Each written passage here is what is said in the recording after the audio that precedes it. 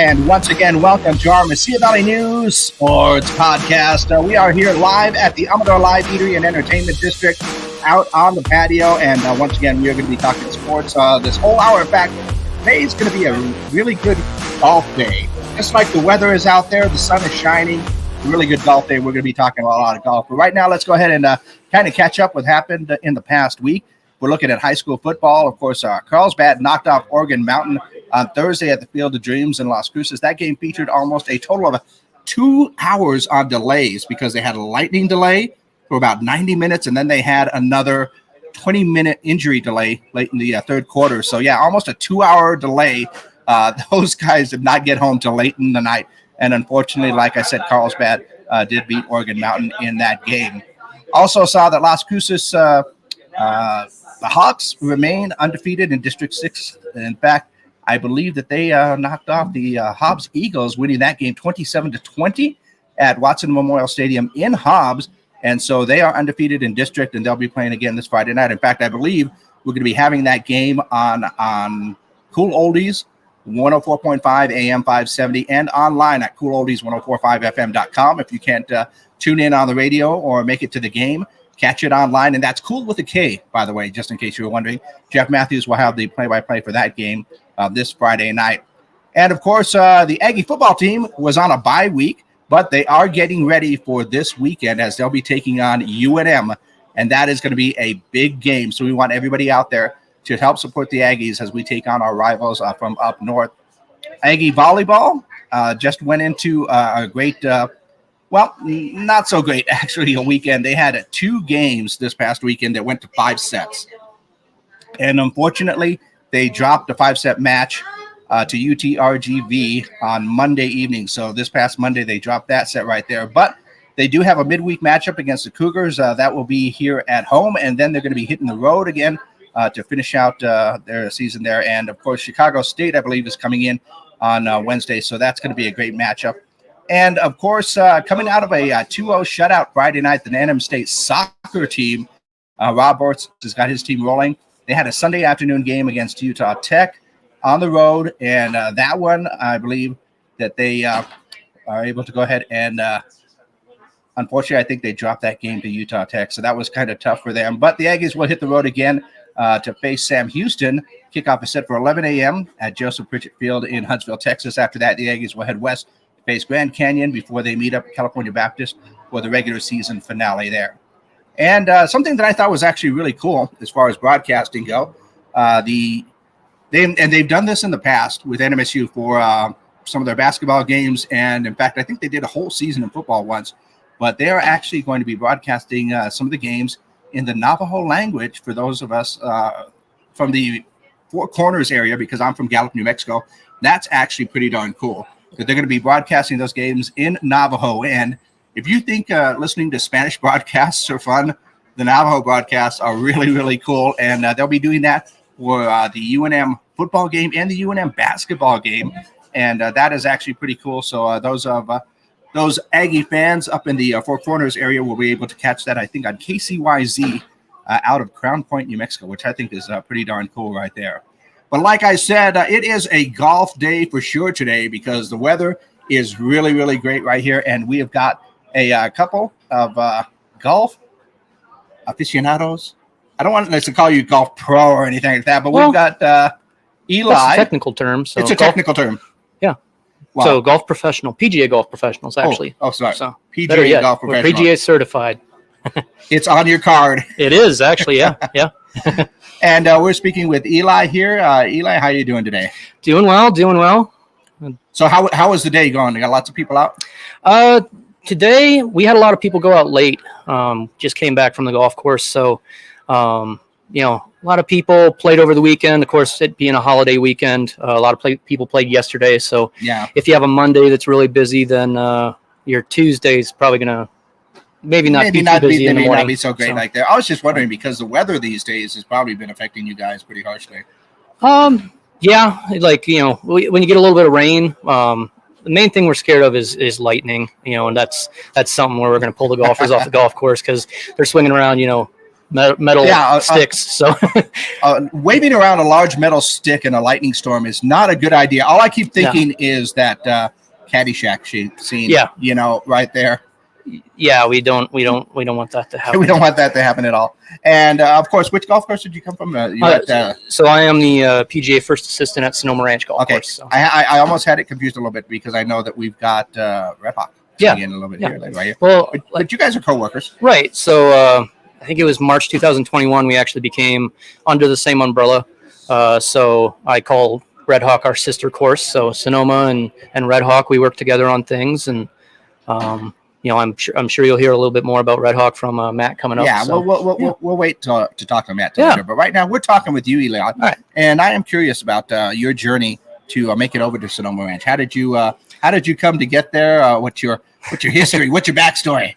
I was born in a small town. So I was born in a small town. Oh, okay. I was born in Iowa. I grew up in Grundy Center, Iowa. So middle of the state, biggest joke about Iowa is you can stand on one side and see the other. You can't do that in New Mexico. You got some mountains and stuff. Yeah. But Iowa wasn't that interesting. Love the place, love the people, but it was I don't know. I kind of grew up had some issues with a lot of the pesticides and sprays that they had for the farming, and that really caused us to move up to northern Michigan. And I lived in Traverse City, Michigan for 10 years, and that's kind of where I fell in love with the game of golf. So that's interesting that you'd have to go to Michigan to fall in love with golf, because I'm thinking, anything that you get too far north doesn't necessarily mean like it'd be really good golf weather. So it a lot of places up there, a lot of resorts, they switch back and forth between it's a ski resort in the wintertime, and it's all about golf in the summer. Wow, okay, that's interesting. And when it's golf in the summer, it's became such a mecca there. So we had 14 golf courses in, I don't know, like we had 14 golf courses probably in a 15-mile radius of the town I was in.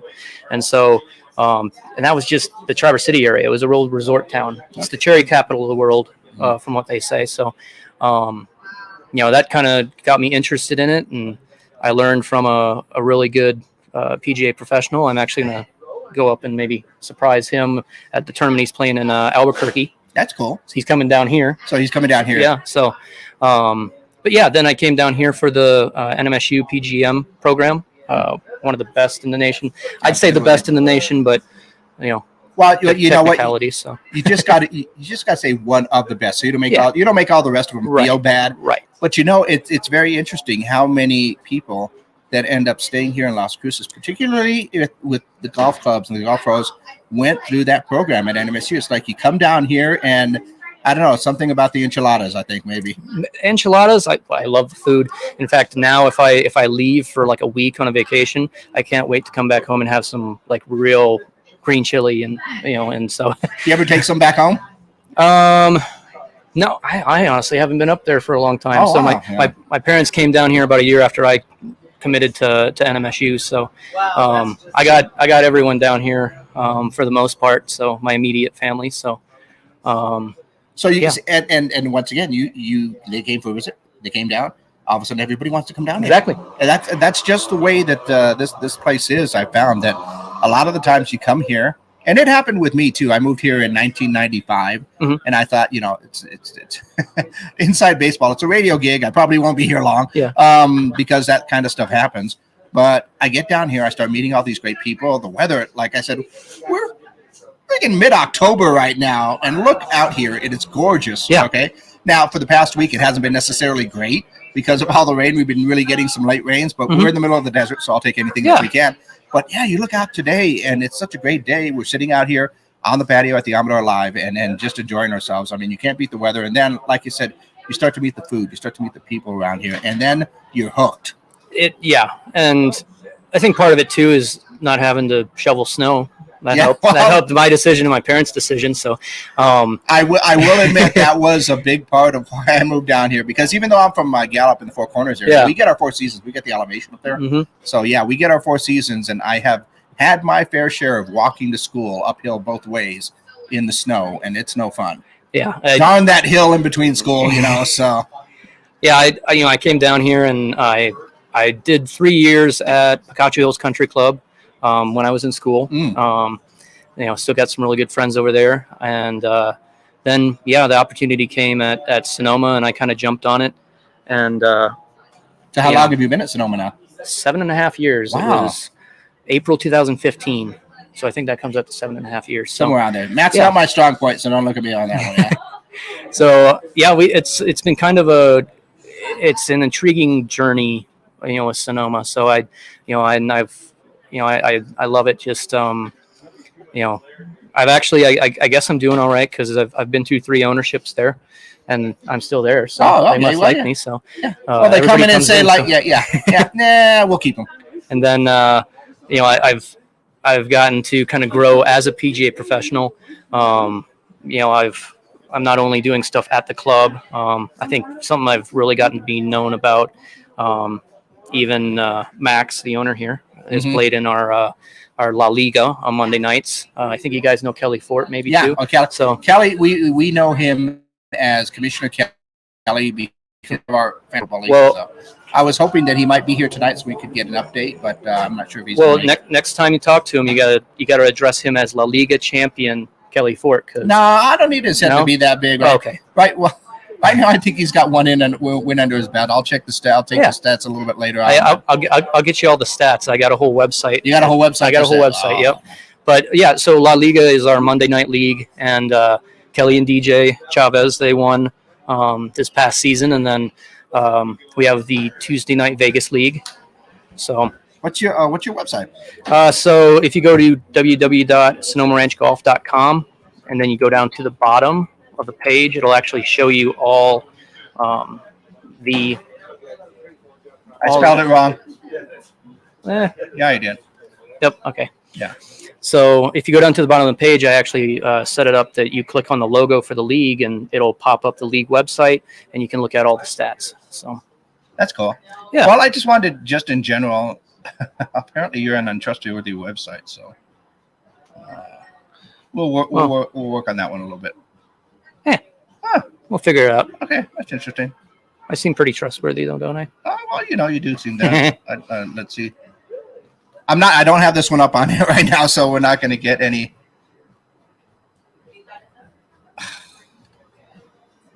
Okay. I don't know what's going on there. Well, we'll figure it out later. Yeah, we'll figure it out later. But we are so they can go to Sonoma Ranch, SonomaRanchGolf.com, right? Yeah. So and they can check out some things. www.sonomaranchgolf.com. So got to throw that golf part in there. So, and of course we do the Facebook and Instagram thing too. So you can search us on those too. That's always what. I probably keep that the most updated. The website's kind of the generic, this is our regular stuff. And then kind of the week to week stuff happens on social media. So try to send out a lot of emails too. So you always have that opportunity on our website to jump on and, sign up as a eClub member, and, boom, you're going to get emails from us. So, I'm sure you've got a lot going on there, and there's a lot of opportunities for people to take part in different things. You've mentioned a few of them already. I mean, and they would go up to the website to go ahead and check that one out, to go ahead and get all that information. Yeah. Give me a few more examples of what a lot of people can really get into. And this is kind of my territory is, I said leagues. I do the tournaments and stuff like that, but I work with a lot of people on putting together lessons and clinics and stuff like that. In fact, if anybody wants to get their little ones into golf, I think we've had for past 5 or 6 years a PGA Junior League. We do that in the summer, and then that's a pretty popular program. And then we have the Prodigy Junior Golf Series that's going to be starting up October 22nd, and so. This program to get your kids out there, getting them learning a game that they can use for a lifetime. Absolutely. They can, you can play this game from 4 to 93 or somewhere like that, and you could play with your grandparents, you could play golf with your friends, you could play golf with your boss. So it's a great opportunity. I would be careful playing with your grandparents because they get competitive. So Yeah. you know, It's tough to beat it, Grandpa. He's got that well, old man golf going. So exactly. hit it right down the middle. They got the experience on you, and when Grandpa starts talking smack on the course, you know, yeah, you're going to get it right there. Well, but no, that it's like you said, it's a great activity for everybody to get out in there. And I don't know anybody that doesn't maybe do some business out on the golf course, go out with some friends, or just to meet people sometimes when you're going out there. Well, and I think it's a great thing too with I was already plugging the La Liga earlier, but like getting an opportunity to bring people in, and you see the people that we've done really really well with the leagues, having 56 people go out each night, like Monday or Tuesday, but 56 people going out at 5 o'clock at night, and all these people they're from across Las Cruces, and I've had such a joy of getting to know them, and they've networked with other people. Yeah. I have a lot of realtors and title company people in La Liga. The Fort construction and stuff like that. Exactly. So it's a great place to meet people, business, network, that kind of thing, everything else like that. And it's a fun game. I played golf once, and the only good thing that came about, two good things, I guess. One, I think I'm the only person that's ever hit a porta potty from the tee. That somebody was doing some construction up on the side, and that sucker went right, and you heard it hit. So I'm surprised I didn't hear a little voice go. But then also, apparently, I have the language down on the course. So that's always good. It's always that swing. Yeah, there's things I can't. Well, I could say it. We're on the internet, but I'm not gonna. But it is. That's the only time, and I think it was for a charity tournament. But I did have a blast. It was just lots of fun, just getting out there with everybody, walking around, and there were a few times they actually used my ball because it was a four-person scramble. So I did enjoy it, but unfortunately, I never got a chance to get out there again because it just I get busy with some things. I'm a little bit of a workaholic, in case anybody hasn't noticed. It's a time commitment. I do agree with that, and that's always something that just the future of the game is trying to address and look at is the PGA of America, what Vern and Matt and I are all part of. Like it, they're looking at it constantly of like, okay, what are the downfalls with golf, and how can we turn that around? They've been talking about the way you design golf courses. Like it's common for people to play 18 holes, but it takes like 4 hours. Some people could go out and play 9 holes for 2 hours, but what if there's a way to sell people and hey, play 6 holes, play 3 holes? You only have enough time for 30 minutes. Maybe you go out there and play 3 holes. So but you know what I think part of the draw is for golf, at least in my mind, is because there's a lot of things and a lot of activities that people do just to kind of get away from things. Oh yeah. So the idea of being able to get away for 4 hours and maybe an extra half hour at the 18th hole or something like that. When you head to the club, is that it is one of those things that is actually very relaxing. I mean, you talk about the stress that people feel these days. I mean, one of the reasons that golf to me is so popular is because you're going to take that stress off of people so much when you're.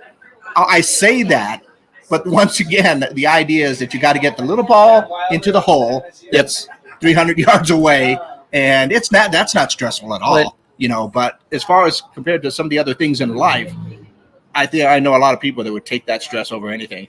It's that idea that it requires so much focus that it takes your mind off of the other stresses. Yes. Whether it's work stress, I know there's a lot of people that are have work stress or maybe chores at home or something like that, and going out to the course, being outside, and that allows people to escape, and that's kind of what we're targeting with different events that we do, and like our leagues, and getting people out to the course. Come out and play. Get your mind off of whatever's bothering you, and have a great time. Enjoy yourself. Yeah, absolutely. And like I said, I think this town lends itself to being out on the golf course with the weather that you have.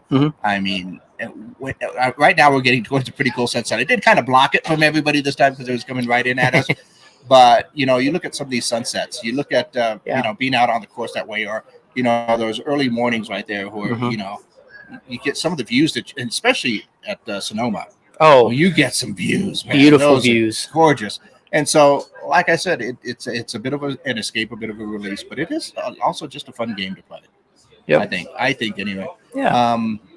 And then, of course, there's so much more that each of the golf courses offer here in town, and that you can go ahead and get done and everything else. But if they wanted to get a hold of you to ask about any of the leagues or any of the things going on, would they hit up the website, or do you have an email? Or if you go to the website, my email address is down at the bottom, or you honestly, my phone's hooked up to the Facebook and the Instagram. So if you just sent a message to the Sonoma Ranch, golf course page, I'm going to get it. Or just call in the golf course at 575-521-1818. That is, that's our line. And the leagues I'm talking about, we don't have the Monday and Tuesday one. We're kind of fighting daylight the last week, so we're starting those up again in the spring.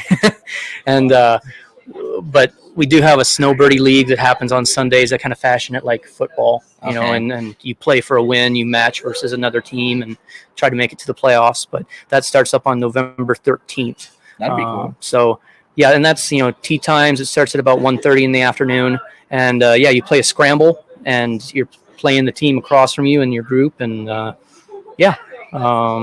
try to squeak out a win and maybe make it to the playoffs. So if anybody's teams are not doing so hot, NFL teams, I should say, and you maybe want to escape out and maybe just watch it on your phone when you're out there playing, come out and play some golf.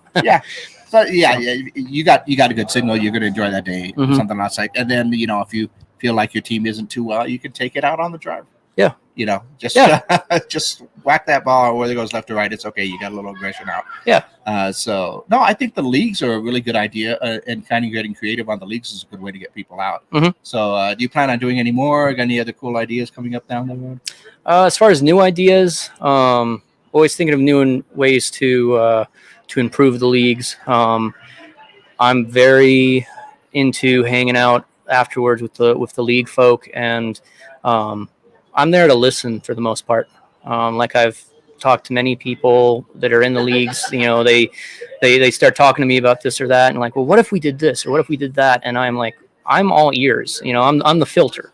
So like, there's some ideas that I know probably won't work, but I'm always, I try to retain that information that they give me, and I'm always trying to figure out and make it evolve.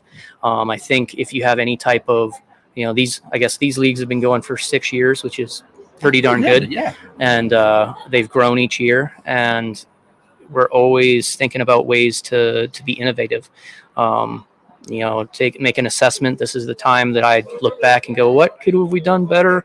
And we can kind of make it grow or keep it fresh. Yeah. So the people that are always returning to the leagues know that I'm listening, and see the improvement, I hope. So like I said, I've heard of different leagues from different sports like that, but it never occurred to me that golf might have a league of some kind, and that they would be doing different things like you mentioned your football one, you got the La Liga. Yeah. You've got those things right there. That never occurred to me that, I'm sorry, just to tell my friends, sorry, I'm busy that night. I got my golf league going on right now, so I'm going to go, get that done.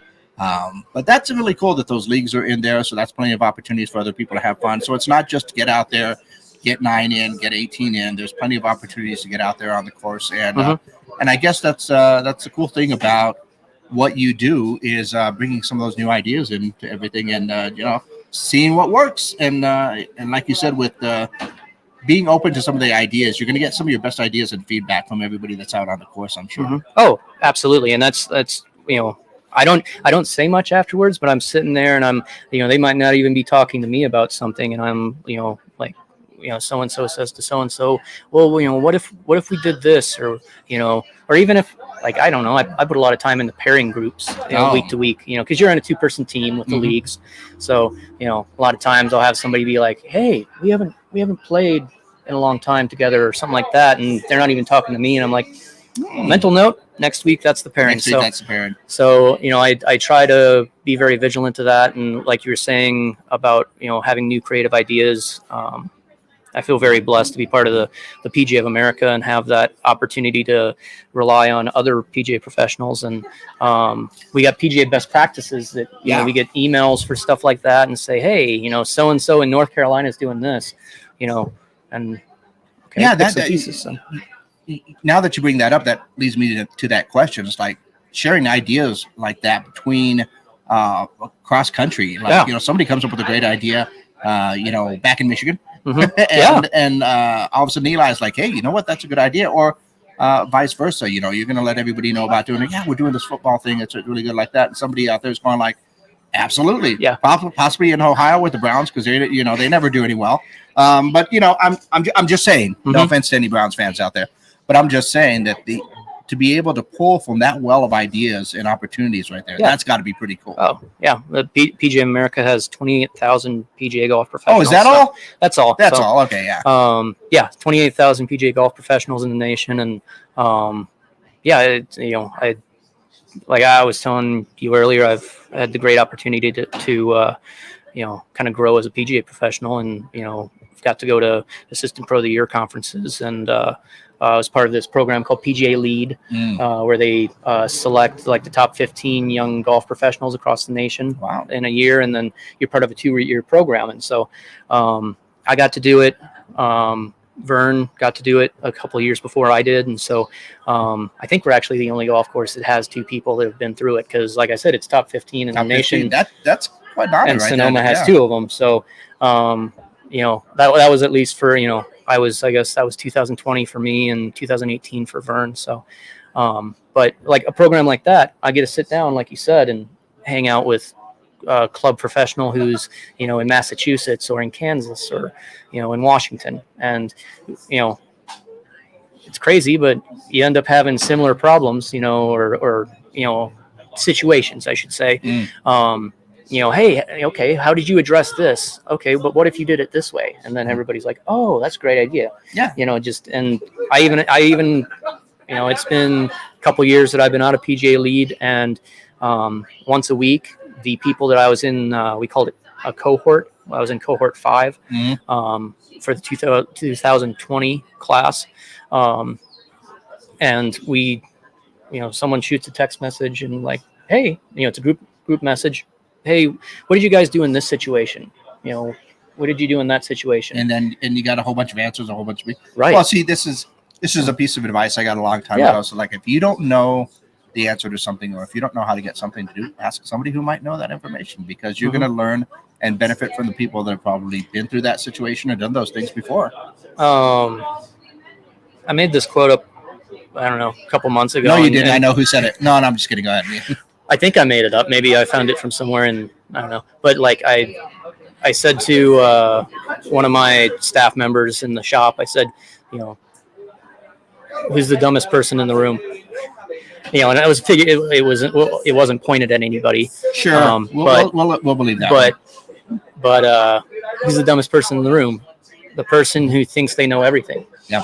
And so, like, to me, that's kind of my thirst for knowledge on that is like always try to figure out, try to innovate, no matter what industry you're in, and a long time ago, I had a lot of people who wanted me to go into different careers, and it was either they were trying to say it nicely or they were trying to, be rude about it. But I think that happens to everybody at one point in time or another. Right. I had someone who told me that I shouldn't be a PGA golf professional, and I made it a point of proving them wrong. But but then I had people who I had a lot of teachers who wanted me to do whatever their subject was, of course, because they needed a break. Well, I ended up going through high school and college with a 4.0.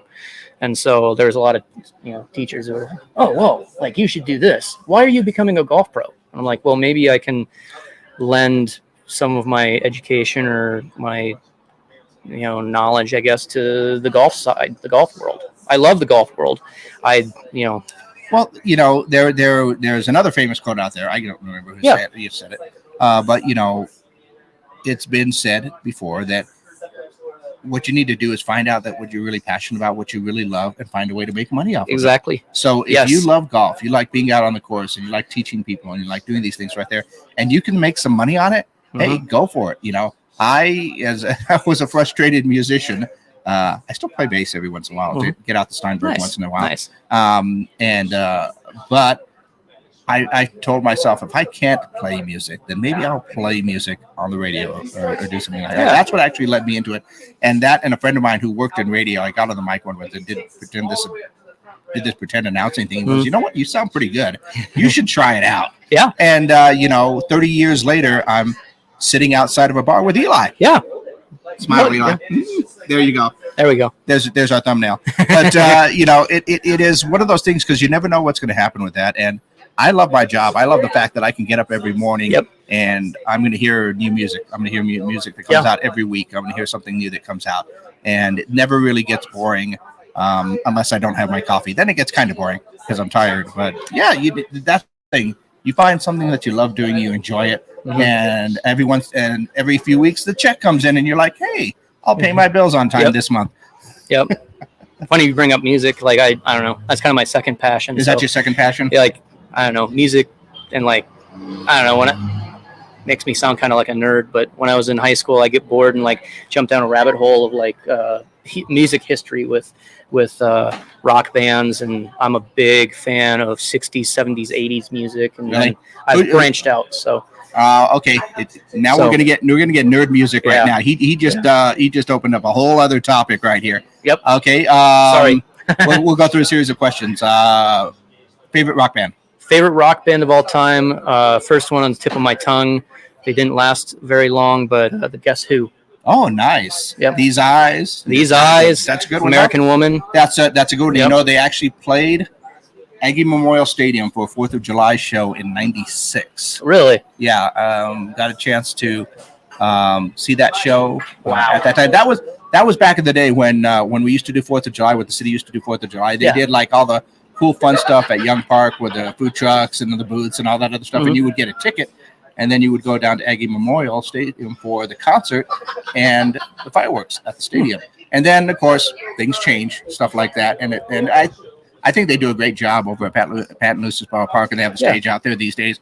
But yeah, the Guess Who played, and that was actually pretty cool. Wish I could sing that. American Woman. My band used to play that when I was playing with a classic rock band in the '90s, which is funny because it's an anti-American war song when you think about that. And then so what else? All right, from them? No. I was going to say different question. Different question. Okay. Because this is a good one right there. Okay. On your playlist. On my playlist. Okay. Guilty pleasure. What song is on your playlist that people wouldn't think you're listening to? So. I'm waiting for this one. So a lot of people, first of all, there's a lot of music people think I wouldn't be listening to just because I kind of dive back. How about yourself? If you're looking at that and you're surprised, like, how did I ever get into this? I would say the song New Girl Now by Honeymoon Suite. Okay. So that's a good. Yeah. That's a good one. A good one. I thought you were going to go really weird and go like, K-pop, Oh, no. Like, which reminds me, I should probably take that Blackpink off my playlist. No, we're going to keep it on there. I like that new song. Shut It Down, just in case anybody was wondering. Because I listen to music all the time. I listen to a variety of music. My parents used to listen to country music, and my uncles all listened to the classic rock. So I'd go home and listen to Loretta Lynn, Conway Twitty, and, Merle Haggard and stuff like that when I was growing up. And then I'd head to my grandma's house and hit my uncle's records, and it was the Guess Who, it was Grand Funk Railroad, it was, all the different, I guess you would call arena rock bands of the 70s and 80s. I would say, probably better yet, like, if people already know me and know that I like, the music that I was saying, probably something that's a little more of a shocker is I grew up listening to the Rat Pack, so like Dean Martin. Okay. That would be a guilty pleasure on your playlist. Yeah, so if you put it on shuffle, that came up. Put that on shuffle. And you're driving down the road with someone, like, and that comes on the radio, and somebody looks at you and goes, "Really?" Yep. That'll be it. That one would be it. That'd probably be a better answer. Yeah. So That's awesome. And I will always talk music with somebody who goes in and brings up music. But thanks a lot for coming by, Eli. Absolutely. We learned a lot more It's a about pleasure. you. I like learning about people and the journey that they come to get here, because it's always an interesting story how people end up in Las Cruces. It's a beautiful thing, like you're saying, hearing people's stories. So and it always ends up in the same way. I moved down here. I met some people. It's a pretty awesome place. I got hooked. Yep. And that's basically almost the way it goes. In fact, I'm pretty much sure that our next guest might even say the same thing. Yeah, but for sure. Yeah. So let's go ahead and switch places. We'll go ahead and bring up Matt. Over here we got Vern. Vern? Oh, Vern's so in. Okay. Vern's my boss. So Vern's your boss? Everybody put in a good word for me. So. I'll tell him you did good. I'll tell him you did good. All right. Thanks a lot. That is Eli from Sonoma Ranch. We're going to bring in our next guest. And like I said, it's going to be a golf day for sure here on the Mesilla Valley News Sports podcast. And we'll go ahead and have a seat. Hello. Hey, how you doing? I'm awesome. Okay, go ahead and introduce yourself to everybody here on the podcast. Hi, I'm Vernon Dane, head golf professional at Sonoma Ranch Golf Course. All right, so we were just talking with Eli about all the things that he's doing up there. Found out that he and I have a passion for music, so maybe we'll get to those questions a little bit later on. Okay, but what is it exactly that you do over at Sonoma Ranch? I run the day-to-day operations of the golf course, making sure that everybody's doing what they need to do and to make sure everybody has a good golf experience at Sonoma Ranch. Okay, so you're the one that makes sure the sprinklers go off on time, the grass looks good, the greens look good, or... I'm the one that gets yelled at if it's not done right. But I make sure everything on the golf side of it, pro shop, golf carts, and then tournament coordination and making sure everybody's having a good time when they're playing. Yeah, so despite what the title is, you actually do a whole lot. No, I'm just kidding. Because everybody that gets that kind of boss, supervisor type title, they're saying, like, he doesn't do anything. No. I want to make sure everybody knows I'm willing to do any job there. Yeah, absolutely.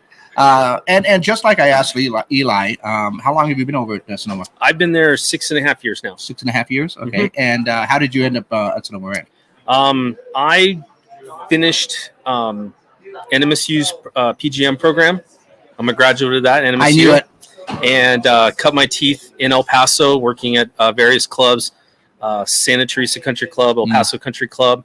And I had an opportunity to move up to Cruces. I worked at New Mexico State for a short time, and an opportunity to be the head golf pro at Sonoma Ranch came about, and I took it.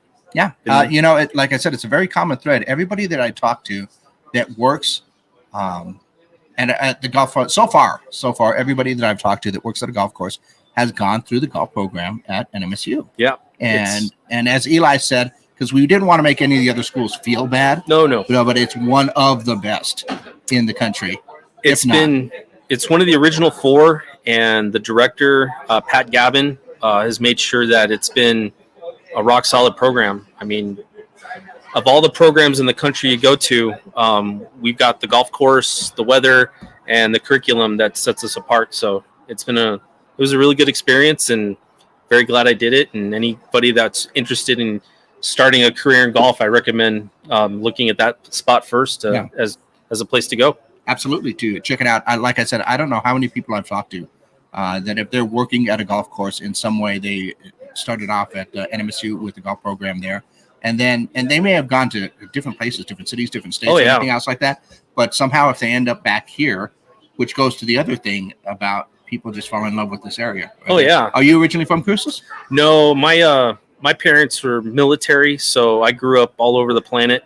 And when they moved here in '94 to El Paso, they kept moving and I stayed. So I went to UTEP for a little bit, finished up at NMSU. I still live in El Paso, but I've been driving back and forth for over 8 years now. Okay. We'll let that UTEP thing go for right now. It's okay. It's all right. I got to. My wife went to UTEP, so I got to be careful. Yeah, you got to be careful with it. Okay. I won't push that, but I did. I mean, I do know some people that. In fact, I knew an exchange student who came down. I want to say, possibly from like Indiana, somewhere in the Midwest up there, and she came down to NMSU for a semester, but she loved it so much, but she couldn't do another exchange for a semester, so she did one in UTEP. So she could stay in the area for a bit, and she ended up finishing out her senior year at NMSU and UTEP, and then actually had to fly back to walk with her class, and said that like nobody knew who she was there because she was nobody had ever seen her and all this, but she ended up getting a drink. And like, I don't remember her in class. There's something about not having to deal with 4 feet of snow that's so attractive. You know, once again, that is a reoccurring. That there's several reoccurring themes whenever I talk to anybody that moves here from out of town. One, you come here, you find the weather. Like I said, we're in mid-October. We're out on the patio here at the Amador Live. I mean, the sun just set right now, so you know you got to get those colors that are in the sky right now.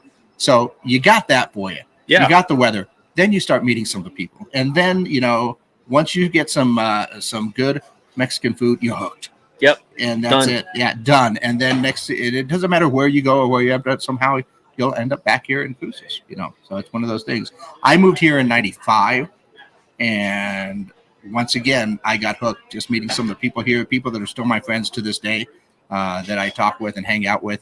And it's just one of those things where this is just a cool place to hang out. Yep. And when we talk about sports, I mean, we just finished up the whole Enchilada softball tournament, which I know they had a lot of fun with all of those rain delays this past weekend. And so they're used to playing at 2:00 in the morning, but I think they pushed it a whole lot later this year with those delays. And then, you know, so you've got all the city sports that come along here, the softball, baseball. You've got Division I football, Division I basketball. You've got that. And then all of the courses in town, which are pretty amazing. And all the people that I've talked to are really cool about just working with each other and everything else. Because I know you guys also have your sister at Red Hawk. Yes. And so you guys work together on a lot of different things in there. But, I mean, if somebody were to come up to you and just ask, you know, hey, what is it that, you know, I'm going to do there? Am I just going to come over here and play like 9 holes or 18 and then go home? What else do they have going on at Sonoma? Or the different things that you guys can do? With Sonoma, one of the things that really stands out beyond the golf is our awesome restaurant. Oh, yeah. The Sunset Grill open for breakfast, lunch, and dinner. About 4:00 hour undergoes kind of a makeover. Mm-hmm. Becomes more of a fine dining establishment. The difference of having a chef running the show and really kind of showing off what he can do. Mm-hmm. It's an awesome experience. Yeah, I've been there a couple of times, and yeah, that is a great place. It is pretty awesome. And I think we did our putting for Padre there this last year. Yeah, and that was a whole lot of fun. I had a blast with that because they gave me a microphone. Oh, okay. They gave me a microphone while everybody was putting, so I got to do my golfs like they're coming up to the goal. Oh wait, cup, whatever. It's golf. The putt goes slightly to the left. Oh, he sucks. We'll have to do it again. No, they gave me a microphone, and I had a blast right there because I got to practice my golf. Gotcha. And it was a whole lot of fun. I just blew everybody's ears out when I pulled that mic right up to my face. Sorry about that. But it was a whole lot of fun. And it was a really great place. I mean, we got there early. Everybody was nice. It was a good day to get out there. And like you said, the restaurant is awesome. And they do a good job. It's been a unique spot in that golf course is getting better. Conditions are improving. Being that we've just joined up with Red Hawk, the resources that company has and being able to expand our operation and make it a better golfing experience for golfers. And it's been all the rains that have been coming have been really helpful. All the nature that's been coming out. We've got the family of bobcats that are living on the golf course right now, which has been really cool. That's got to be interesting. I mean, you hear about this all the time in some weird places, like, you know, you'll hear up like gators in Florida or something else like that. I mean, bobcats out on the golf course, that ought to be interesting. Bobcats, coyotes, javelina. I know I've seen roadrunners out there a lot. Tons, roadrunners, quail, all the desert stuff. But the big ones, the coyotes and the bobcats, have been a real neat deal seeing this year. Okay, that's got to go out for 9 and have a nice nature experience. Right Yep. there. It's like, what's that over there? It's a bobcat. Okay, we're gonna wait. We're gonna wait on that one. Any gopher problems? No. I'm sorry, I've been referencing Caddyshack a lot today. It's just what I'm gonna do. No gophers, huh?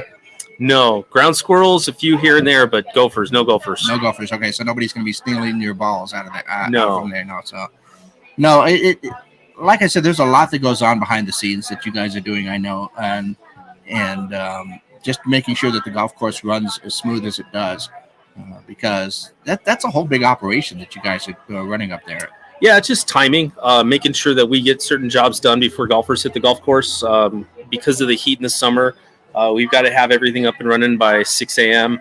And then staying, because of the sun setting late, we're there till 9:30, 10 o'clock at night. So Yeah, well, that problem's going to be solved here pretty soon because the sun's getting down a little bit earlier and earlier. And one thing that, I didn't get a chance to ask Eli this, but since you're the big boss here, has it been really tough coming back from some of the pandemic years? Because no, we were the first things that were open during the pandemic. Really? We were shut down when the state shut everything down for that first 6 weeks in March. One of the first things that was able to open business-wise was golf courses. Okay. So as all the businesses were still doing Zoom calls and stuff like that, we were up and running. Now, they under certain guidelines, one person per cart, but think about it this way, we were the only recreation that was allowed to be open. Well, yeah, I can imagine how that. Sorry, now that I'm thinking about that, because you're outside, you can definitely maintain your social distancing. Like you said, one person per cart, you're pretty good, which is cool because you get to drive your own golf cart. You don't have to rely on your buddy that can't drive, which is always a blast. Yep. So I can imagine that you're getting out there, you're outside. It's probably one of the safest places to be, but you can still enjoy yourself. So that really didn't affect you as much as everybody else. Staffing became a little bit tough because of how busy we were. But yeah, golf saw a huge boom with the pandemic, up 20, 30% in some markets. Golf overall, we hadn't seen numbers like this or an expansion of the golf market like this since the Tiger Woods effect in the late 90s and the early 2000s. So it had been 20 years since we had really seen more people come out. And because it was the only outlet really to go, I mean, the bars were closed, anything that involved being indoors was shut down. So all entertainment came my way, and man, we were stoked. It was awesome to see all the people come out, and people that had never played golf before, worst case, they'll sit in the cart and enjoy the fresh and enjoy air. The scenery, being outside. When I think about that, that would be safe to say, or enjoy a cocktail or two. There you go. Well, like I said, it's probably one of the safest places to be. And when you're sitting there in your home, stuck inside, and you're kind of Googling like things that I can do, and you can only go through so much sourdough bread, or go on so many hikes. You can go on so many hikes, or you can only, you're already got an intermediate guitar done there, and you just want to get out, do something, stretch your legs, and like I said, even if you are horrible at golf, right here, even if you're horrible at golf, you go out there, you hit the ball. You just make sure you have enough to cover the ones that you lost, and you're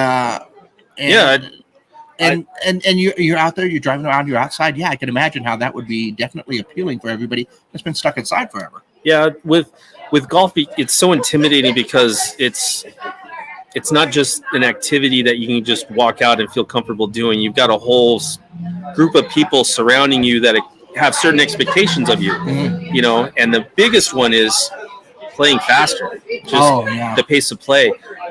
You get someone brand new out there, they're not exactly hitting it solid, the distance is short, or they're looking for golf balls, so their pace slows down. You can be not good golfer, but at least keep your pace. If you keep your pace, then everybody's happy. Everything works itself out. If we shoot for around 4 hours a round, 2 hours a side, then gravy. Yeah, that's something that Eli talked about was, I guess, one of the things that they were looking at is try to cut down a little bit of the time that you're out on the golf course, so somebody can get out there for a little bit. It's like getting on the highway. You expect a certain flow of traffic. If an accident happens or something stops the highway and slows down, who keeps their cool in that, right? So we're just hoping to keep everybody moving around. I've had a few phrases that have that slip my tongue on occasion and certain like those like that. Once again, even though it's the internet, not going to say them out loud. My boss is over there too, so I'm not going to say them out loud. Okay. But no, I can understand that. But then there's also something, and I think maybe that's why when I played, it was a fundraising tournament, and everything else like that. And those are always fun. And it was no pressure, right? Yeah, no pressure. It was a 4-man scramble, so you take the best ball, and we actually used mine a couple of times right there. I was told that I immediately had the language down, which basically goes swing, wish, and then once again, I'm not going to say them, But somebody told me that I definitely was very professional in my language on the course. And then, you just have a good time. Like I really did have a good time when I was out on the course then. And it was a whole lot of fun. But then I'm a bit of a workaholic, so I just didn't have the time to go out there and enjoy it myself. Although, and even then, is some of the tournaments that we do too. Maybe I'll get Lindsay to let me do a couple of tournaments, and they can laugh at my swing. So once again, no pressure. No pressure. No pressure. It took me all 18 holes to realize that, you know what? I don't think I'm swinging right. I think I'm holding this thing like a baseball bat, and that sucker goes straight right. But like I told Eli, I do have as far as I know, I'm the only one that's ever hit a porta potty that was out on the side. Somebody was doing some. You're not the first. I'm not the first, but as far as I know, it's like first in your group. First in my group. I hit that ball and I saw it, and it went to the right, and you hear it plunk. And for part of me wanted to think that there was some little voice that went, hey! But if you were to talk to some of the homeowners that I have at the golf course, I'm sure they'll give you a new appreciation of what it is to live on the right-hand side of a golf hole. Oh yeah, I'm sure. You got some nets up there, and there's some nets. Some people have put up nets, but yeah, the right side of most holes are. You're taking your chances there. Yep, definitely. But that's once again, that's part of the fun. If you're going to buy a house on a golf course, you're gonna know some of those right there. And my stepmother, when she retired, she moved down here with her husband, and they got a house, and it was on the right hand side, but it was on the right hand side, just right next to the tee. So I don't think they were worried about it. They were safe. They were safe. They were good to go. But yeah, and your course is just right in the middle of things for sure. So. Yep. I always wondered who had the guts to buy a house right there on the golf course. They all sold, so. Yeah. It's like, oh, this is a great view of the golf course. Well, we're going to put up that little net right here to make sure everything's good. The golf ball's flying by you while you're barbecuing out, so that it's not that bad. No, I know it's not that bad. Because I think I asked the same thing because the university golf course is right there next to the road. I'm going like, how many balls do you get flying out over the road right there? And they don't have any. It's not too many. No. I know it could happen like on hole 12 or hole 14, but for the most part, when I worked there, I didn't hear any instances of them taking off into the road. I've never heard of one. I've been here since 1995. I never heard of anything like that. And like you said, those houses sell. So I was driving on Montana in El Paso near Lone Star Golf Club, and my windshield got hit. And I saw the guy making the swing on 10. Oh, did you grade him? Oh, I gave him the evil eye, and I drove by because it scared the bejesus out of me. It hit the windshield. I thought I got shot, and then saw the ball bouncing on the road, pulled into their parking lot, and tried to talk to the guy, see if I could get something. No, I didn't hit it. I'm like, okay, not a problem. Did you tell? Oh, I drove a cart out there. Hint on his swings? Like, hey, heads up, you just threw it in my windshield. No, it wasn't me. Okay. So, what are you going to do? Yeah. I think it would have been better if you went up there and started giving him tips on his swing so that doesn't happen again. I'm not trying to start a fight. You know. It's constructive criticism. It's like, look, you're doing it wrong. I got the proof in the driveway. There's a golf ball stuck in my windshield. No, it's not stuck in my windshield. But no, yeah. Honestly, it would have been ironic and a little bit mean too, but I still think it would have been funny. Yeah. Always go for the laugh. That's what I do anyway. But yeah, I'm sure that you've got tons of stories over the years that you've been in golf where some weird things have happened. And yeah. It's like that look on your face is like, which ones can I tell? Which ones am I not going to tell? And who's here? Any funny stories about Eli? Every day. I give him hell because of his love of Detroit football for whatever reason. And then I used to forgive him because they had Barry Sanders, but when he retired, I'm like, there's no reason. You just the pain he goes through to endure that fan base, just to be a part of that fan base. No, I love Eli to death. He's solid dude. No, it sounds like you guys are having fun up there. I like the ideas of the leagues that you guys were doing. That's something like I told Eli, that's something that I never would have thought about. You hear about fantasy football leagues, you hear about bowling leagues, you hear about all these different leagues that you could do, soccer leagues, different things like that. It never occurred to me that, you know what, on Monday nights, I think I'm going to do a little golf league. Yeah, it's if you can pull it off, get out of work just in time to get there, 2 hours, blow off some steam, have some fun, meet some people, and we work it out to where it's competitive, but you're not so beat up if you don't win. I mean, it's not like we're charging a ton for it. It's a fair price. You get a good time, and maybe you win a little something at the end of it. We try to involve raffles, weekly payouts, an overall payout, and pay out a whole bunch of places. We've done a really good job trying to find sponsors for it. Try to have more raffles, have some. We do did he mention the hole-in-one club that we do? No, I don't think he mentioned that one. Hole-in-one club. What are the chances of having a hole-in-one while you're playing in the league? Not very good in my case. We assume that. So what we do is we have we light up the hole, the 18th hole, take a chipping mat out in different parts of the back end of it, and hit a one-of-a-kind shot into the 18th green on the lights. And the closest one to the hole wins the entire pot. Oh, wow, that's cool. Yep. That sounds like it would be a lot of fun. So everybody out there in the dark having a riot, having some fun. And then just, when you're hitting balls in front of an audience, things change. Oh, yeah, I'm sure. It's a little different. Especially a shot you've never seen before. True. And I'm thinking that, with the league, maybe you've had a few things from the beverage cart, you're having a good time. It's not like a golf tournament where everybody's quiet and you have to have this respect. And the announcers are talking very low because you're done. But in a league, I'm sure we got a lot of smack talk, a lot of fun, 100%. And then just a bunch of people having a good time. Yeah, Eli and I take a lot of flack. We get harassed a lot because we play in it too. Oh, thought you guys were golf pros. We are, but we make some adjustments. We play from further back, and the people that I play with, they end up realizing that I don't play for a living. Yeah. I don't play very often, so I'm a little rusty, and I can hit a shot from time to time. For the most part, I'm not exquisite in any way. Yeah. But what it does give people the opportunity to do is, if anybody caught the President's Cup, and they're watching the new guy in the scene, Tom Kim. Yeah. 20 years old, just won in Vegas, and he's out there playing in match play against some of the best players in the world, and fist pumps, and he's so excited. Those dudes are not doing that for the money. They're doing it for competition. Yeah. And when it's time for you to hit the shot and against someone with other people watching and you pull it off, there's not a better feeling in the world. Oh, yeah. You got, that reminds me of when Tiger was first playing, and he would fist pump and the whole thing like that. And you knew that this kid was just playing because he loved the game. No. It wasn't the love of the game. No. He loved winning. There you go. He was programmed to win. And you saw Jordan's Last Dance. Yeah.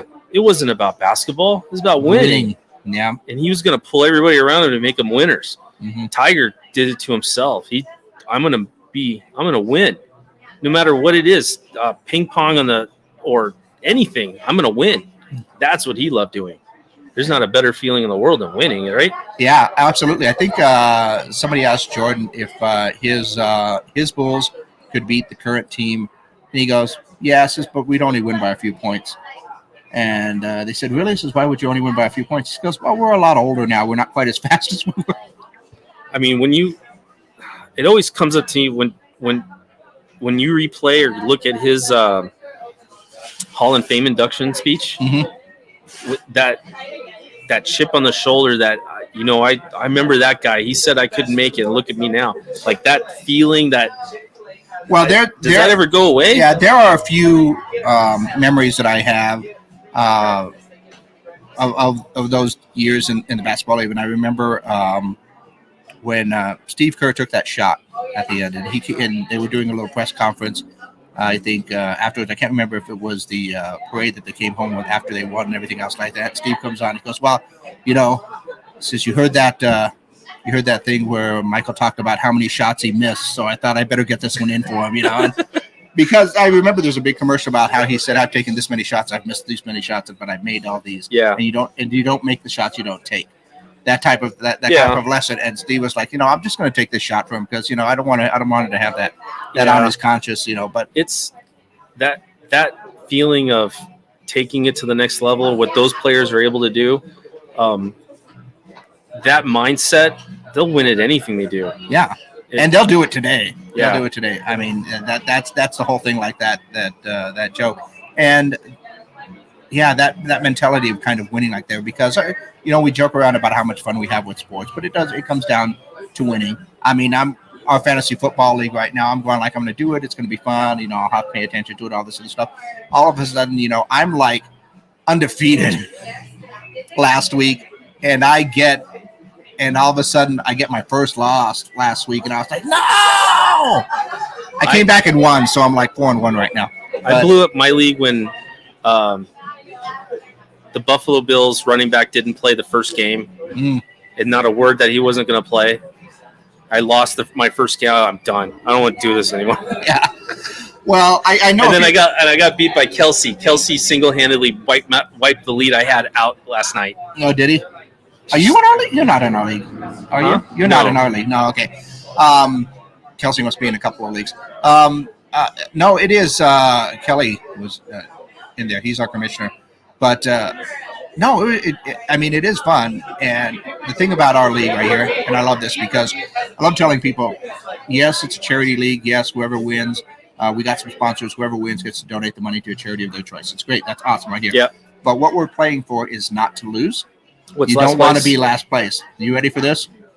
Oh, make sure you look. We got this on camera right here. Last place, the loser has to go take the SATs with the high schoolers.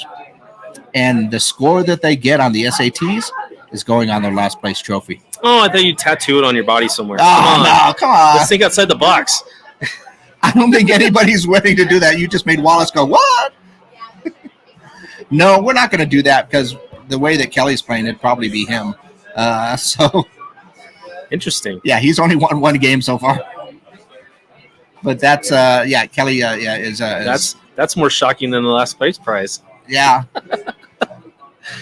Yeah, but like I said, all that stuff is fun. But when you're right, it comes down to winning, because winning, if you don't have that drive to win, and I think this is something that all sports have, and maybe a little something right here that maybe we've forgotten in this day and age of let's go out there and have fun, is that winning does mean something, and it's got to mean something to you for you to really go. That's the only reason you get up in the morning at that level. Yeah, if you're not there to win, what are you doing? Yeah, if you're not there to get the top prize, why are you playing at that level? Why do you want to get to that level? Yep, exactly. Yeah, that's a good point right there. And the best players the best players of all time have never talked about how much money they made. Mm. The money just came. It was a byproduct of winning. Yeah, but they talk about the shots that they took to get that winning game right here, or the shots that they took to win that tournament, But the ones that chew at them is the ones they missed. Yeah, that still keeps them up at night. Yeah. That's got to be harsh right there, especially if it's close or you just missed it. Now I'm going back to all those times when I was a kid. I should have kicked it in the goal, Mama. No, just that one game. It was a classic scenario. Baseball, chance to get to the playoffs. 2 outs. I'm up to bat, and my whole team goes, oh. They get the full count, and I whiffed that last ball. I was bawling. My mom had to I think I was crying for 2 hours after that. Because I let myself down, but I let my team down. But everybody else was like, ah. Oh. And they said, you don't have to do this. I said, no, I'm coming back next year. I'm going to do it better because I want to get better, because I want to do that. And I did. That's winter talk. Exactly. And one season, my team, we won. We went there. We ended up having a championship team. It also just happened to be the 1 year I wrecked on my bicycle, cracked my ribs, and they had to take me out for the entire season. So I don't know if it was me or not, but, I am part of a championship team. I get reminded that when I go back home, say, hey, Gino, you can sit at the championship table. I'm going I didn't do anything that year, but I'll take it. Sports, people, sports. That's what we do right here. Well, thanks a lot, Vern, for coming by. I really appreciate you coming by and talking with us. And believe it or not, that is going to do it once again for our Mesilla Valley News Sports Podcast. I just like saying that. But we'll be back again next week, 6 o'clock, right here on the patio at the Amador Live Eatery and Entertainment District, just outside of the Broken Spoke. You can see the sign right above us. And, of course, enjoying our lovely evenings here in Las Cruces. And Probably won't have to put a coat on until we get like mid-November, late November, or something like that. At least I'm hoping. I have 62 on Sunday. I have 62 on Sunday, maybe 62. Thank you for ruining that for me, Vern. I got to know the weather. I'm sorry. Yeah, well, that's true because the weather, if It's my weather's business. good. Yep. But, that's a good day to go out and golf, right? Yep. Absolutely. Sunny skies in the 60s. But See you at Sonoma Ranch. there you go. I like this guy. We'll see you guys next week on 6 o'clock right here at the Amador Live with Mesilla Valley News Sports. So until then, you guys have a great sports weekend. And, once again, just to go ahead and give that update, I did win my fantasy football team. I'm 4-1 right now, number 1 in my division. We'll see you guys.